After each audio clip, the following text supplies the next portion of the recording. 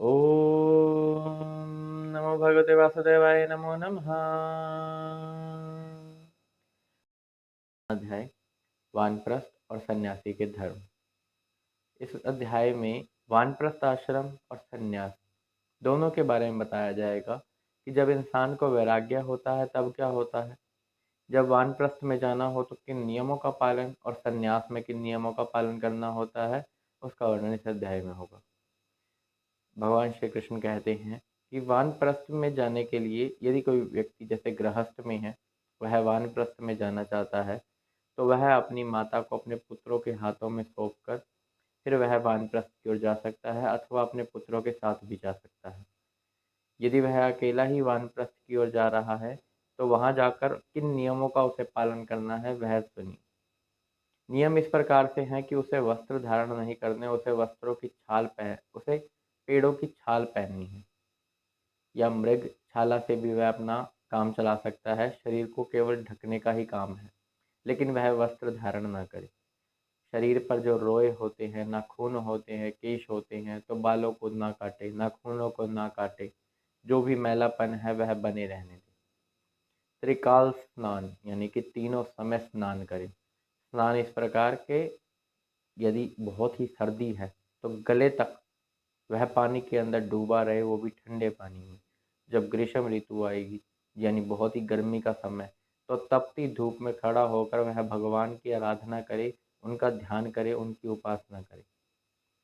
यदि उसे भोजन हो, भोजन की मांग हो, तो वह केवल कंद और मूल इनको पकाकर खा सकता है या फिर फल इत्यादि का सेवन कर सकता है चबाकर। तो वह सिर्फ यही सेवन करे, किसी के संग में तो ना ही आए। अपने मन से विषय भोगों की लालसा मिटा दे, किसी से मोह ना रखे। इस प्रकार वह अपने इस वानप्रस्थ आश्रम के नियमों का पालन करता रहे और अपना जीवन निर्वाह करे। एक समय ऐसा भी आ सकता है कि जब वानप्रस्थ में वह बुढ़ापे में आ जाएगा। पहले यह जान लीजिए कि वानप्रस्थ में आने से मिलता क्या है। वानप्रस्थ में आने से वह इस वानप्रस्थ आश्रम जब पूरा हो जाएगा, वह मृत्यु को प्राप्त होगा, तब वह पहले ऋषियों के पास जाएगा और ऋषियों के बाद सीधा वह भगवान को ही प्राप्त हो जाएगा। उन पर ब्रह्म परमात्मा उनके ही स्वरूप को प्राप्त हो जाएगा सीधा। तो इस आश्रम में यह होता है।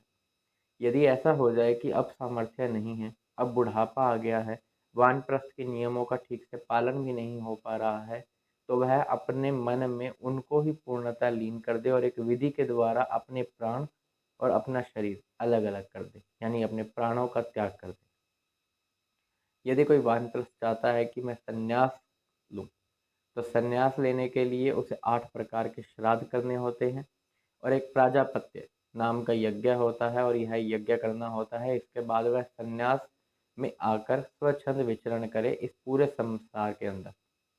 इस पूरे संसार में उसे किसी से मोह नहीं होना चाहिए, यह बात का ध्यान रखें। जब हम इन आश्रमों में जाते हैं तब देवता इसमें विघ्न डालने का प्रयास करते हैं। वह इस कारण से कि आप उनसे भी ऊपर चले जाएंगे, देवताओं से भी बढ़कर वह पद्धति, वह आपको पद मिलेगा। तो इस कारण से देवता विघ्न डालने के लिए पुत्र के रूप में, पिता के रूप में, इत्यादि के रूप में आपके सामने आ सकते हैं और आपको सब कुछ छोड़कर घर चलने को बोल सकते हैं। लेकिन वहां पर आपको यह बात ध्यान रखनी है कि देवता विघ्न डालते हैं। इसके बाद सन्यास के नियमों के बारे में जानिए कि वह क्या करता है। उसे केवल एक लंगोट धारण करनी चाहिए और इससे भी यदि वह कुछ चाहता है तो लंगोट को ढकने के लिए उसके ऊपर कुछ धारण कर सकता है। त्रिदंड उसको धारण करने होते हैं। त्रिदंड का अर्थार्थ है कि जैसे मन की वाणी हो गई, शरीर की निश्चेष्टता हो गई और सारी इंद्रियों पर काबू हो गया, यानी मन पर काबू हो गया। मन पर काबू करना तो बहुत ही जरूरी है। यदि मन काबू में नहीं है तो विषय की ओर फिर से मन दौड़ेगा और फिर से आप उस नियम को तोड़कर यदि जाएंगे तो यह अनादर होगा। जो आपके हृदय में भगवान विराजमान है उनका अनादर होगा। आप फिर उनको ही ठगने की कोशिश कर रहे हैं, ऐसा मान लीजिए। जब आप संन्यास में आ गए तो स्वच्छंद विचरण करें इस संसार के अंदर। इस प्रकार से आप जीवन निर्वाह करते हुए आप भिक्षा किस प्रकार, जो भोजन है वह भिक्षा के द्वारा अपना करें और भिक्षा भी आपको साथ घर से ही मांगनी है।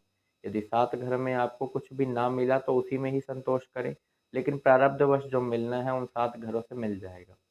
अधिक से अधिक संग्रह बिल्कुल भी ना करें, जितनी आवश्यकता हो उतना ही ग्रहण करें। सबसे पहले वह जो भिक्षा लेकर आए हैं, उसे पहले जल से पवित्र करें। उसके बाद शास्त्र और पद्धति से जो भाग जिन का बनता है उनको दे दें। उसके बाद जो बच जाता है वह स्वयं ग्रहण कर ले। और सन्यासियों को यदि वानप्रस्थ आश्रम में जो है उनसे भिक्षा मिल जाए तो उनसे थोड़ी सी जल्दी अपना प्राप्ति हो जाती है भगवान की। मन जल्दी काबू में रहता है, विषयों की ओर नहीं भागता। यदि वानप्रस्थ से भिक्षा मिल जाए तो ज़्यादा सन्यासी तो यही करें कि वह वानप्रस्थ से भिक्षा मांगे। अधिक संचय ना करें, क्योंकि संचय करना गलत माना गया है, यहाँ तक कि वानप्रस्थ में भी।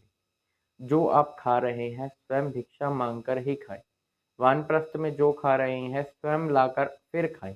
और इसमें भी नियम होता है, वेदों के द्वारा जो बताया, शास्त्रों के द्वारा जो बताया गया है कि किस समय पर लाना है, क्या लाना है और किस प्रकार से उसका सेवन करना है। इस बात का भी वह सन्यासी भी और वानप्रस्थी भी बहुत ध्यान पूर्वक करे। इन सब के अंदर भगवान का ध्यान बना रहे हमेशा के लिए। भगवान से कभी भी अलग ना हो। अपने मन के अंदर वही शक्तिशाली विराजमान होने चाहिए, श्री अनंत प्रभु। यदि उनकी स्मृति बनी रहती है, फिर आपकी माया, यह जो उनकी माया है, वह आपका कुछ नहीं बिगाड़ सकती। फिर आपके सन्यास के नियम भी पूरे हो जाते हैं और वानप्रस्थ जो है उनके नियम भी पूरे हो जाते हैं। यह सब बताने के बाद भगवान कहते हैं कि जो व्यक्ति चाहता हो कि मैं विरक्त ना हूँ, मैं ज्ञानी ना बनूँ, मैं मुमुक्षु ना बनूँ, तो फिर वह केवल भगवान का भक्त रहे। और भगवान के भक्त के लिए फिर ऐसे नियम आदि से वह परे हो जाता है। फिर उसे किसी आश्रम को ग्रहण करने की जरूरत नहीं है, धारण करने की जरूरत नहीं है। लेकिन वह भी कैसे रहे वो जान लो।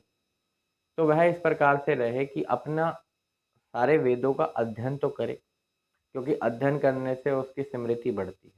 स्मृति बढ़ने से उनकी याद बढ़ती है। उनमें प्रेम बनाए रखे और व्यवहार उसका कैसा हो, बालकों के समान, कि बालकों के साथ वह खेलता मिले, बालक के समान नहीं। बुद्धिमान होने पर भी अपने आप को बहुत ही पागल सा दिखाए कि लोग उसको देखकर यह तो पागल है ऐसा समझे। यदि कोई वाद विवाद हो तो उस कोरा विवाह वाद विवाद के अंदर किसी का पक्ष ना ही लें तो ही ठीक है। हमेशा सत्य बोलें, किसी के साथ किसी प्रकार का कोई छल ना करें। तो इस प्रकार के नियमों का उसे भी पालन करना होता है। यदि कोई चाहता है कि मैं मुमुक्षु या ज्ञानवादी यह सब ना बनूं, तो वह भगवान का भक्त बनकर ही रहे। इतना ध्यान रहे कि सबके अंदर क्या, किसी के अंदर भी उसका मोह ना हो, क्योंकि ये जो मोह का बंधन है यही सबसे बड़ा बंधन होता है। ये जिससे फिर मोह हो जाए, फिर हम उसके बारे में ज़्यादा सोचते हैं और उसके लिए सबसे ज़्यादा सोचते हैं। ये जो प्रेम का बंधन है, इसका जो ताता है, यह केवल भगवान से ही जुड़ा है। चाहे वह किसी भी आश्रम में रहे, चाहे वह केवल भगवान का भक्त बन के रहे, चाहे वो गृहस्थ बन के रहे, तो वह हर प्रकार से उनकी ही आज्ञा का पालन करता रहे। जब वह इस प्रकार से रहता है, अब यह तो बात हो गई उनकी जो ज्ञानी थे, उनकी जो ज्ञानी नहीं बनना चाहते, और अब उनकी सुन लीजिए जो वैराग्य होते हैं, वैरागी होते हैं, जिनको वैराग्य हो जाता है, तो उनके लिए उनको गुरु धारण कर लेना चाहिए। गुरु इस प्रकार से जो भगवत भाव से युक्त हो, जो भगवत चिंतन में ही डूबा रहता हो, फिर उनकी सेवा शुश्रूषा करे और यही समझकर कि मैं भगवान की पूजा कर रहा हूँ, इसी प्रकार से उनकी सेवा करता रहे। उनकी सेवा में संलग्न रहे। जो वह कहता है उसे ही भगवान की आज्ञा समझकर अपने मस्तक पर धारण करे, इंतजार करे कि कब यह मुझे आज्ञा देंगे, और इस प्रकार अपने जीवन का निर्वाह करे। एक वो हो जाते हैं अंत में सन्यासी भी, तो कहना उनको उचित नहीं है, क्योंकि वह कहीं ना कहीं पाखंड में आ जाते हैं। मतलब सन्यासी होने का ढोंग करते हैं, और ऐसा बिल्कुल भी नहीं करना चाहिए। इस लोक में तो क्या, फिर परलोक के अंदर भी उसकी कोई आदर नहीं होता। उसको नरक में जाना पड़ता है, यहाँ पर भी उसका अपमान ही होता है।